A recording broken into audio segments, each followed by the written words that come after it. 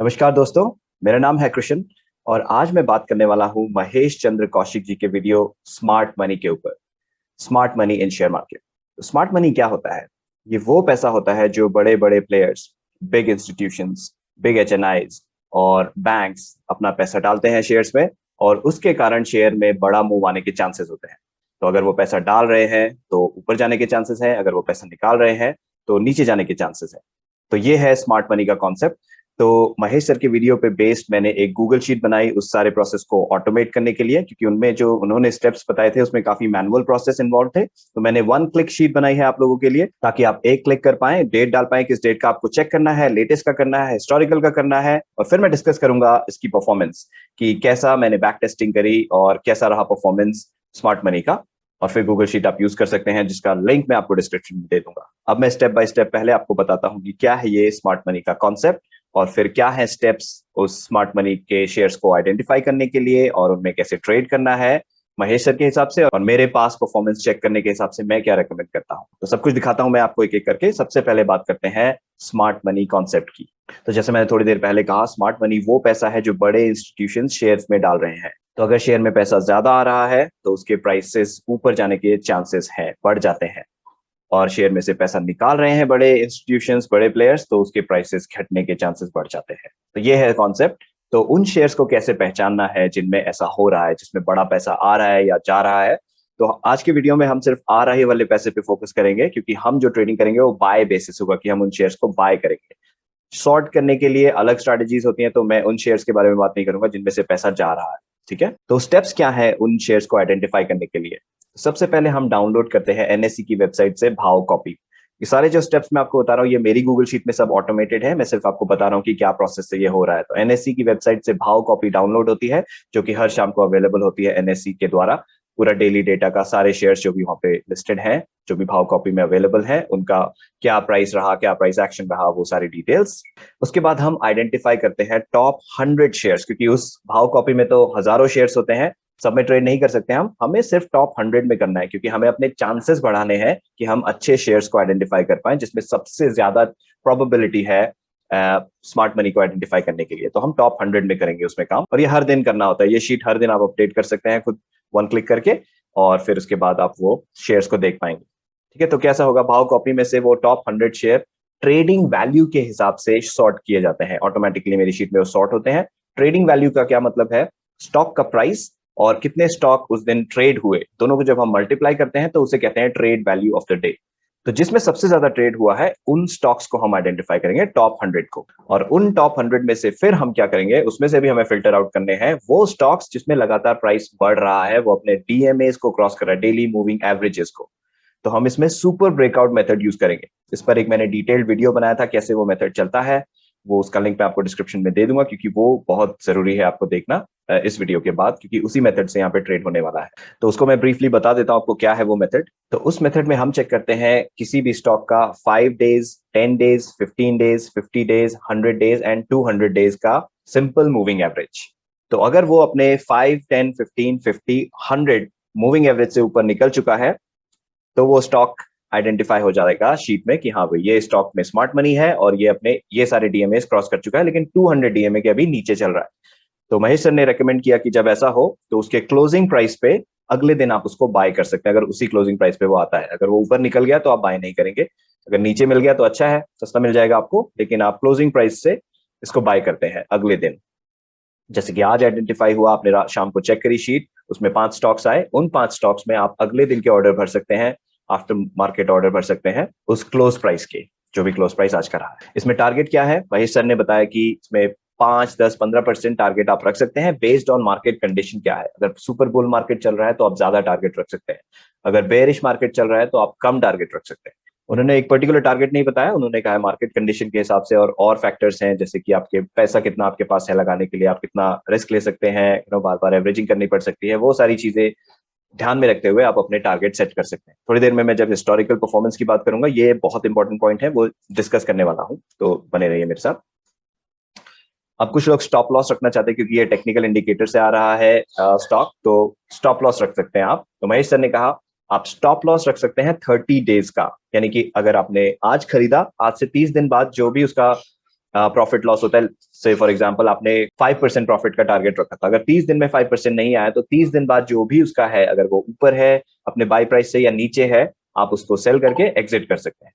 ये होगा आपका स्टॉप लॉस। और जो लोग स्टॉप लॉस नहीं रखना चाहते, जैसे कि महेश सर रेकमेंड करते हैं, स्टॉप लॉस की जरूरत नहीं है, अच्छे स्टॉक्स आइडेंटिफाई हो रहे हैं, अच्छे मेथड से ट्रेड हो रहा है, तो आप स्टॉप लॉस अगर नहीं रखना चाहते हैं, आप एवरेजिंग करना चाहते हैं, तो जब नेक्स्ट टाइम वही सेम स्टॉक इसी स्ट्रेटेजी में रेकमेंड हो शीट में, यानी कि उसमें स्मार्ट मनी आया हो और वो अपने सारे डीएमएस से ऊपर जा रखा हो, तो आप उसको क्लोजिंग प्राइस पे जैसे फर्स्ट टाइम बाय किया, सेम सेकंड टाइम आप बाय कर सकते हैं, प्रोवाइडेड कि वो अपने पिछले बाय प्राइस से 10 से 20% गिर गया हो। यानी कि अगला बाय सेम ही प्राइस के आसपास आ गया या 2-3% नीचे आया तो आप फिर से उसे बाय कर ले और एवरेज कर ले। नहीं, महेश सर ने कहा है कि 10 से 20% रखिए, क्योंकि अभी के मार्केट में इतना शेयर का गिर जाना एक नॉर्मल सी बात हो गई है।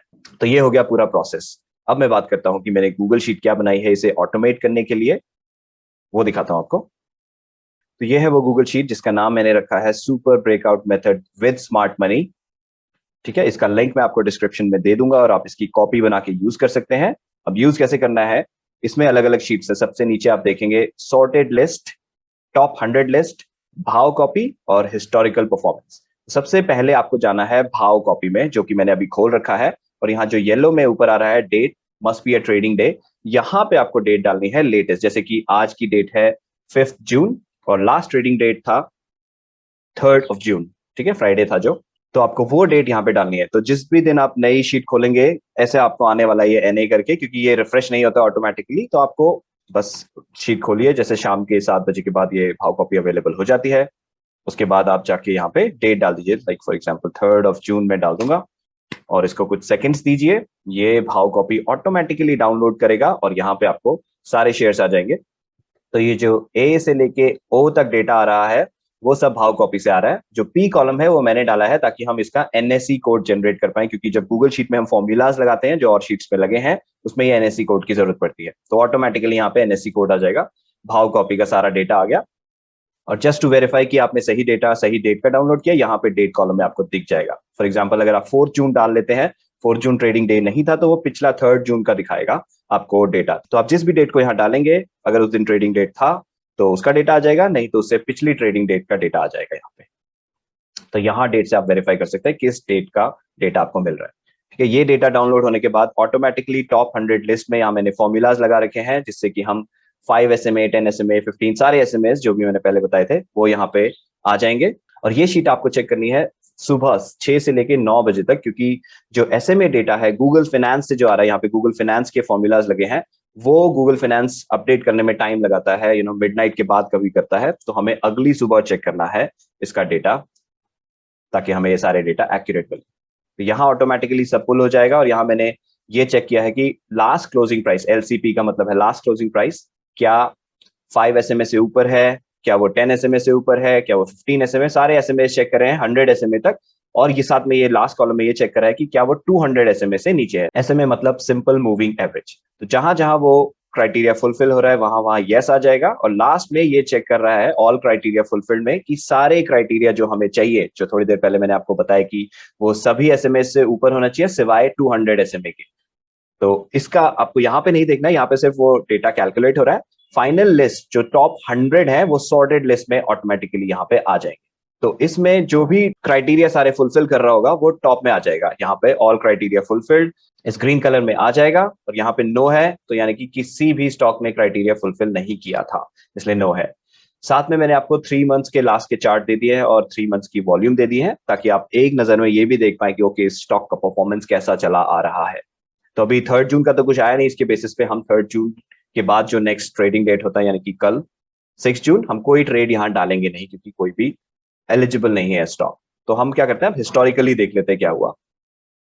तो मैंने कुछ हिस्टोरिकल डेटा निकाले थे 20th में, जो सर ने वीडियो बनाया था, सबसे पहले उसी को देख लेते हैं। तो यहाँ पे 20th मई 2022 में डालता हूँ और वेट करता हूँ इस डेटा को अपडेट होने के लिए। तो आप किसी हिस्टोरिकल डेटा का भी यहाँ पे निकाल सकते हैं। तो मैंने फॉर्मूलाज इस तरह से लगाए हैं, अगर आपको हिस्टोरिकली कुछ चेक करना है कि उस पर्टिकुलर डे पे कौन कौन से स्टॉक्स एलिजिबल थे, उसका आप भाव कॉपी यहाँ से डाउनलोड कर सकते हैं ऑटोमेटिकली। सिर्फ डेट डालना है आपको, और यहाँ जो SMAs हैं वो भी रेट्रोस्पेक्टिवली कैलकुलेट होंगे, यानी कि उस डेट से जो आपने डेट डाली है उस डेट से पिछले 5, लाइक फॉर एग्जांपल 5 SMA हमने जो डेट सेलेक्ट करी है वो मैंने यहाँ पे भी दे दिया, जस्ट आपको शीट चेंज ना करनी पड़े। यहीं पे आप देख सकते हैं कि हमने 20th मई सेलेक्ट करी है।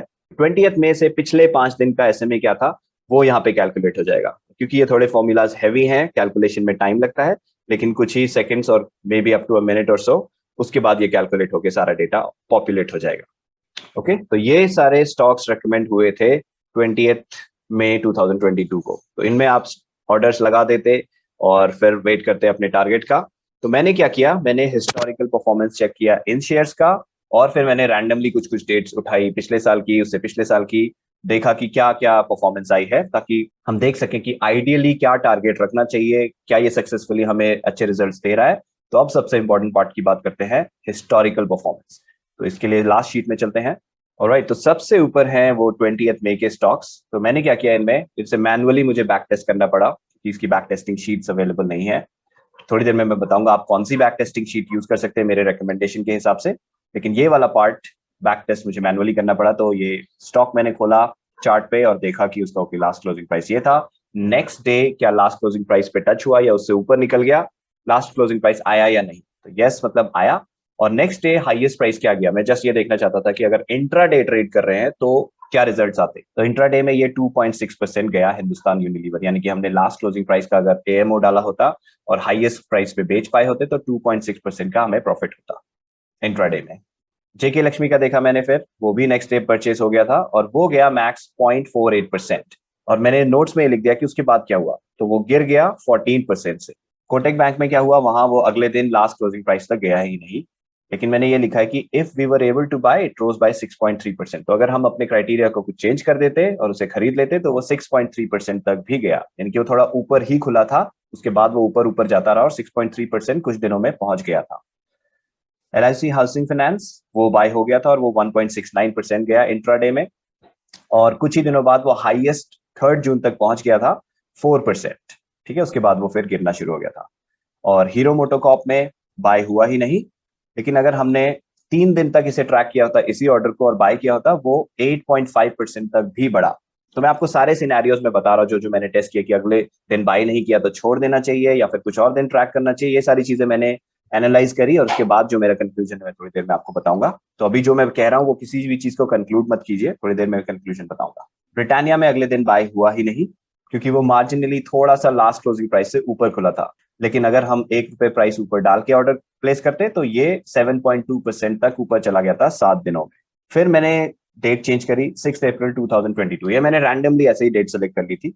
तो 6 अप्रैल को 4 स्टॉक्स रेकमेंड हुए थे, उनमें क्या हुआ वो आप यहाँ देख सकते हैं मेरे नोट्स के साथ। तो सेल रेकमेंड हुआ था, वो परचेस हो जाता, लेकिन उसके बाद इंट्राडे तो 1.5% बढ़ा, लेकिन उसके बाद वो बुरी तरह से गिरा, 36% डाउन चल रहा था जब मैंने लास्ट से चेक किया। सेम केस हुआ नेक्स्ट वाले IOLCP के साथ, इंट्राडे में वो अच्छा बढ़ा लेकिन उसके बाद 31% डाउन चला गया। इंडसइंड बैंक में इंट्राडे में 1.88% बढ़ा, उसके बाद वो 6.2% तक भी गया, लेकिन फिर उसके बाद 5.5% नीचे आ गया था नेगेटिव में 30 दिन के बाद। तो उसी तरह आप सारे नोट्स चेक कर सकते हैं। उसके बाद मैंने क्या किया, ये सारे देखने के बाद क्या क्या रिजल्ट्स आ रहे हैं, मुझे लगा कि शायद इसमें कुछ इंप्रूवमेंट चाहिए क्योंकि ज्यादातर में हम 10% भी टारगेट अचीव नहीं कर पाए। कुछ कुछ में 5% तक कर पाए, लेकिन आइडियली 10% ठीक रहता है, जो सुपर ब्रेकआउट में मैंने आपको बताया था। तो मैंने इसे सुपर ब्रेकआउट के हिसाब से चेक किया, यानी कि जब वो स्मार्ट मनी के हिसाब से रेकमेंड हो गए हम बाय नहीं करते, हम बाय करते जब वो सुपर ब्रेकआउट यानी कि वो 200 EMA को भी क्रॉस कर जाता, उस दिन अगर हम बाय करते तो उसमें क्या रिजल्ट्स आए। तो मैंने ये सारे रिजल्ट चेक करे, लाइक 3 मार्च को NMDC रेकमेंड हुआ था और सुपर ब्रेकआउट उसका हुआ 11 मार्च को, और आसानी से 10% टारगेट 18 ट्रेडिंग डेज में आ गया था। सेल में 6 अप्रैल को हुआ था, लेकिन सुपर ब्रेकआउट उसमें हुआ ही नहीं, यानी कि अगर आप ऊपर देखें सेल में क्या हुआ था, हमें 36% का नोशनल लॉस होता अगर हमने इसे खरीदा होता और अभी तक रखा होता, और IOLCP में भी 31% का, लेकिन सुपर ब्रेकआउट के हिसाब से ये दोनों 200 EMA को इन्होंने क्रॉस नहीं किया, यानी कि हम ये ट्रेड लेते ही नहीं और हमारा वो नोशनल लॉस बच जाता। इंडसइंड बैंक में क्या हुआ, उसने 200 DMA को क्रॉस किया, सेकंड मई को, 6 अप्रैल को ये रेकमेंड हुआ था और सेकंड मई को इसने 200 DMA भी क्रॉस कर लिया, सारे बाकी DMA तो क्रॉस कर ही रखे थे, लेकिन 10% टारगेट इसमें अभी तक नहीं आया। वैभव GBL में तो 200 DMA क्रॉस हुआ ही नहीं, और अगर हम ऊपर देखें वहां क्या हुआ था, पूरी तरह से 34% डाउन हो गया था वैभव जीबीएल भी, यानी कि वो 34% का नोशनल लॉस हम बचा पाते अगर हम सुपर ब्रेकआउट का ये 200 डीएमए का क्राइटेरिया भी यूज करते। तो सुपर ब्रेकआउट का वीडियो भी जरूर देख लेना, मैं डिस्क्रिप्शन में उसका लिंक दे दूंगा आपको। और हीरो मोटोकॉर्प, उसमें 200 डीएमए क्रॉस हुआ लेकिन अभी तक 10% टारगेट नहीं आया है। तो इसका मेरा कंक्लूजन क्या है? सबसे पहला तो अगर आप इंट्राडे अगले दिन करते हैं तो आपके पास चांसेस हैं कि हाँ भाई आप प्रॉफिट कर सकते हैं, और आसानी से 1.5% का आप टारगेट रखें तो मोस्टली ये टारगेट आ जा रहे हैं। तो इंट्राडे में यूजुअली हम मार्जिन पे खेलते हैं, लेवरेज लेके खेलते हैं, तो वहां आप अपना प्रॉफिट बढ़ा सकते हैं। अगर आप सिर्फ इंट्राडे में 5,000 10,000 लगाएंगे उस पर 1.5% के को मायने ही नहीं है।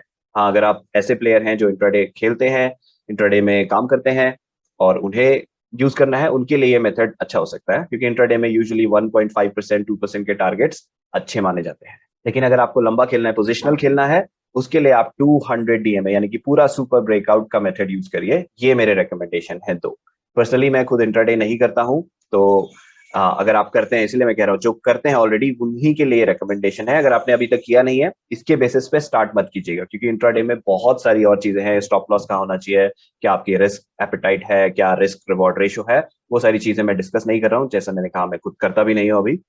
तो जो करते हैं वो ये यूज कर सकते हैं इंट्राडे के लिए। लेकिन पोजिशनल के लिए जिन्हें यूज करना है वो सुपर ब्रेकआउट पूरा 200 डीएमए पार हो जाने के बाद ही खरीदें। आपके चांसेस अच्छे होंगे कि आप प्रॉफिट टारगेट मीट कर पाएंगे। बाकी आप अपने आप खुद हिस्टोरिकल टेस्टिंग कर सकते हैं। जैसे मैंने बताया, भाव कॉपी में आप कोई भी डेट डालिए, आपको हिस्टोरिकली वो शेयर्स बता देगा कि उस दिन के हिसाब से क्या रेकमेंड हुआ था। और बाकी फिर मैंने एक मास्टर बैक टेस्टिंग बनाई है, जिसमें आप जाके इनपुट एंड आउटपुट में वो शेयर डाल सकते हैं, वो डेट डाल सकते हैं जिस दिन से आप उसे ट्रैक करना चाहते हैं। ठीक है, और सारे डिफरेंट मेथड्स के रिजल्ट्स यहाँ पे आ जाएंगे, जिनमें से एक है सुपर ब्रेकआउट। तो आप यहाँ पे देख पाएंगे, जैसे कि हीरो मोटोकॉर्प मैंने आपको थोड़ी देर पहले दिखाया, उसमें बाय हुआ लेकिन अभी तक टारगेट नहीं आया, इसलिए यहाँ पे आपको सिर्फ बाय दिख रहा है, सेल नहीं दिख रहा है। तो ये बैक टेस्टिंग आप इस मास्टर बैक टेस्टिंग शीट से कर सकते हैं। इसका वीडियो भी मैं आपको डिस्क्रिप्शन में दे दूंगा कि ये मास्टर बैक टेस्टिंग बहुत ही मेरी एक अच्छी क्रिएशन है, जिसपे मैंने काफी मेहनत करी है। तो आप इसका फुल यूज करें इस स्ट्रेटेजी को, या जो भी स्ट्रेटेजीज यहाँ लिस्टेड है उन्हें बैक टेस्ट करने के लिए। तो दोस्तों, आपको लिंक मिल जाएगा इस गूगल शीट का डिस्क्रिप्शन में, और बाकी दो वीडियो जो मैंने मेंशन किए उनका भी। तो आप अपना पूरा रिसर्च पूरा करिए उस वीडियोस के बेसिस पे, बैक टेस्टिंग के बेसिस पे, और जो मैंने आपको बताया है उनको क्रॉस वेरीफाई कीजिए रिजल्ट्स को, और मुझे कमेंट्स में बताइए कि आपके क्या ख्याल है इसके बारे में, या फिर अगर आपको और कोई क्वेश्चंस हैं उसके बारे में, तो मुझे खुशी होगी आपके कमेंट्स के रिप्लाई करने में। तो अगले वीडियो तक के लिए आपसे इजाजत चाहूंगा, जल्दी मिलूंगा आपसे। नमस्कार।